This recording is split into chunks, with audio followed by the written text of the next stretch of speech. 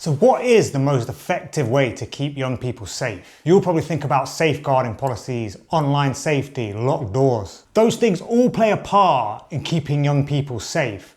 But there's something far more powerful. If your life is working and supporting young people with social, emotional, or behavioural problems, then relationships will probably be by far the most effective route. I'm a psychologist and I'm here to tell you there's so much more to it than just having a good relationship. In this video, I'm going to break down the key elements to relational security and how you can use relationship to keep your young people safe. So when you hear the word security, what comes to your mind? Like big bank vaults, like big spinny code breaking locks, maybe like laser beams, like Mission Impossible style.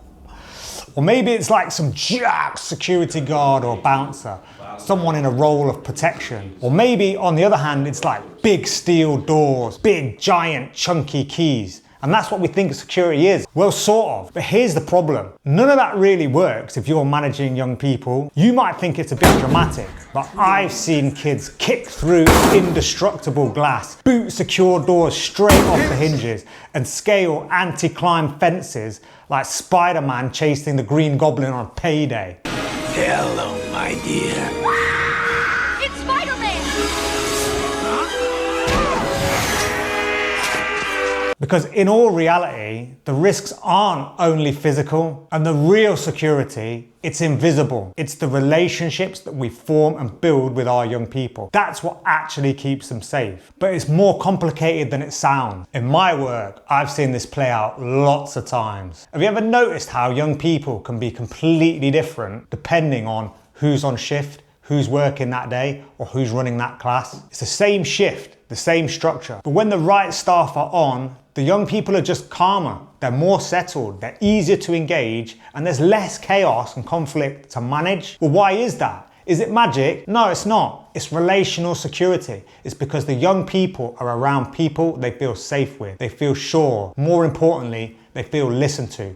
They feel seen, and they feel like the people who are there really know them and can support them. If you ask young people why, they'll say stuff like, oh, I don't know, I just like him. You'll hear things like, she gets me, he actually listens. They know what I'm like, they know how to manage me when I'm angry. That's what relational security really looks like. It's when staff members who take time to talk, who can walk someone off the road, literally and emotionally. It's the person who can spot the fake smile and gently ask, are you all right? These are the people who de-escalate things before they explode, who keep relationships steady, even when everything's on real shaky ground. This is the skill we need to build in our staff teams. And it's more powerful than a locked door, a restraint, ever will be. What's the difference between getting on well with somebody and actually having a relationship that's based on safety? We're going to get into that next. If locked doors, alarms, and radios don't keep young people safe, what does? It's not just about having a good relationship. That's way too simplistic. Relational security is more than just being liked. It's more than being approachable. And it's definitely more than, I get on well with the young person. It's about understanding exactly what creates safety in relationships. Not just physically, but emotionally, socially, and psychologically. I'm going to break down the 4 key factors that make up the idea of relational security and why getting this right is often the difference between chaos and calm,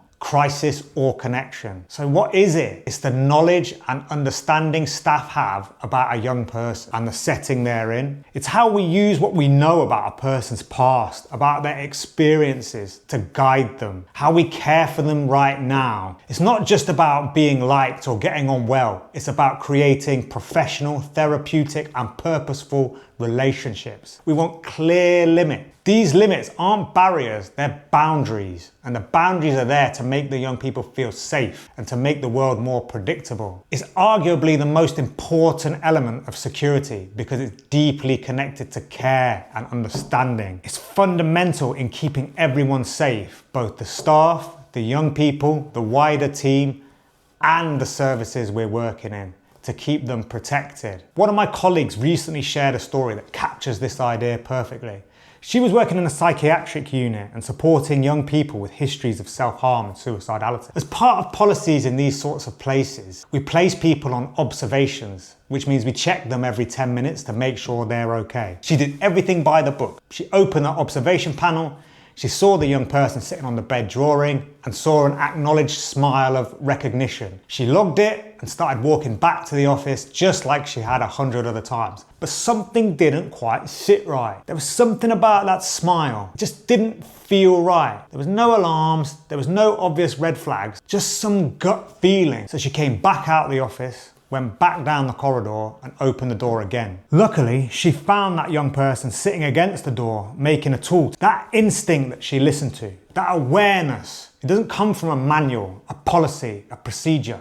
It comes from your knowledge and relationships with a young person, from really knowing a young person and how they usually are, and when something just seems a little bit off. It's what lets you notice the invisible signals no policy could ever catch. So how do you build that kind of relational safety if you're new to a place or just starting? How do we train teams to develop that sixth sense? So have you ever seen those little indicators where everything looked fine, you went back to check and found something you didn't expect, maybe saved yourself, somebody else, or a young person from a seriously difficult situation? Comment below. Let's share our experiences and try and develop that team approach of understanding and developing relationships. There are actually 4 key parts to developing a strong team in a skilled relational security capacity. You have to think of yourself a bit like a project manager of a really complex build, like an extravagant apartment building from the ground up. Everything needs to be planned, connected, and stable, or things just collapse. So what's the first layer that we need to think of if we were thinking of it like a construction site, in any construction site? Well, the team. Think of it like the foundations. I'm not just talking about having a warm, friendly staff team. I'm talking about aligned in the vision. Is it a youth group? Is it education? Is it a care home? Does everybody, including the young people and the adults, understand what we're doing here? What is the task? Are the rules clear? Are the expectations fair? And crucially, do your staff model what you expect from your young people? Because nothing torpedoes safety quicker than hypocrisy. Don't even get me started on people using mobile phones and playing on Facebook Farm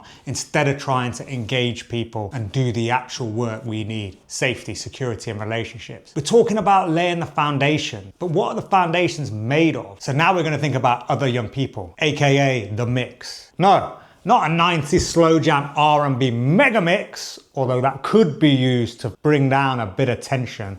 I mean the group dynamics. Think of it like the concrete mix. What forms the structure? You've got cement, you've got sand, you've got gravel, you've got a bit of water to bind it all together. If you get the proportions wrong, you're going to be in a lot of trouble. Too much sand, it just won't settle. There'll be too much friction and the cracks are going to start to show quickly. Too little cement, nothing binds. You've got a group, no shared purpose, no cohesion. Add too much water, everything starts to slip through. Boundaries, expectations, structure. If you throw in the wrong gravel, it might be a bit too heavy, too sharp, or you just haven't got enough space for what you need. So what does it mean in reality for relational security? It means things like who's living and working alongside who? What are their histories? What kind of influences are they going to have on each other on a day-to-day basis? Safety isn't just about individuals, it's about the chemistry, the peer dynamics, and the friction points that any set of people working or living in the same environment are going to come against. So back to our building. What goes inside the apartment block we're building? Pillar 3, the inside world. So now we have a solid structure. The makeup is strong. What we're going to put inside our apartment block. So imagine that you've poured the foundations. The walls are up. But what's inside the building? It's like everything that happens within the walls of each flat. The plumbing, the wiring, the layout, the lived experiences. What's going on beneath the surface? What memories, triggers, or emotions are being stirred up today, yesterday, or are we worried about tomorrow? This is where you ditch the assumptions and start paying attention. Because if you don't understand a young person's inner world, you'll miss the moments where things go wrong. But what now? The building's up, it's built, it's secure, now it's operational. But how do we keep it running smoothly as an apartment block? Think of it like everything that's affected the building from the outside. The neighbours, the postman, deliveries, road work, people turning up unannounced at the door. Are there phone calls coming in? What's the social media use like? Are there court hearings, family dramas going on that young people are stuck with? These things aren't just distractions. They can completely derail the progress a young person's making. If we can manage the outside pressures, just as important as managing what's happening in the room. So if you like my video on relational safety, you're probably going to like the video based on the other 3 core concepts of a good, safe, secure placement. I'm going to talk about those right here. What could they possibly be? Physical, procedural, and relational safety. If you're running a care home or a youth group, this one's definitely worth checking out.